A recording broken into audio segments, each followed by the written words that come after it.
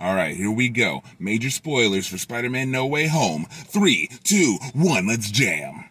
I really appreciated that they actually incorporated the Scorpion, and they did not disappoint, man. I'm glad they followed through, and it wasn't just a waste of a perfectly good post-credit scene, in Homecoming. And, man, that squabble between him and the Lizard, dope action.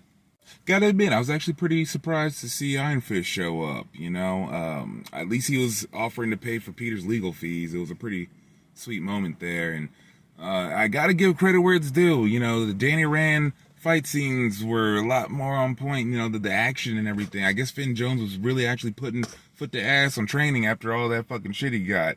And if this is the kind of shit they're willing to deal with him, I'm down for a season 3 low key, I really did not expect to see Topher Grace and James Franco make an appearance in this movie.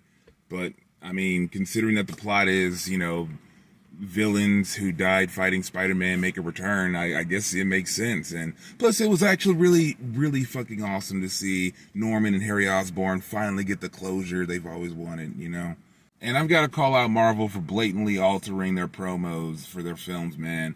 Because that whole scene where everybody's like, oh, that's Andrew Garfield, Spider-Man kicking Lizard in the face, and he got cropped out. Well, you know who else was cropped out? Venom and Scorpion. And man, that was a pleasant surprise. The stakes were just that much higher. That said, there were some really questionable moments. Kirsten Dunst shows up as Mary Jane, and there's this weird moment where she stumbles and accidentally kisses MJ. Who was that for? Who was that for? There was that moment where MJ and Peter are making out and his web shooter accidentally goes off. That was uncalled for. And while I was somewhat anticipating that they might hint at the Aunt May, Dr. Octopus love story, was not expecting Dr. Octavius to just straight up me too Aunt May. Grabbed her right by the octopussy.